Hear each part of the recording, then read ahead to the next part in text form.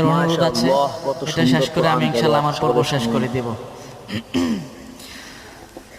أعوذ بالله من الشيطان الرجيم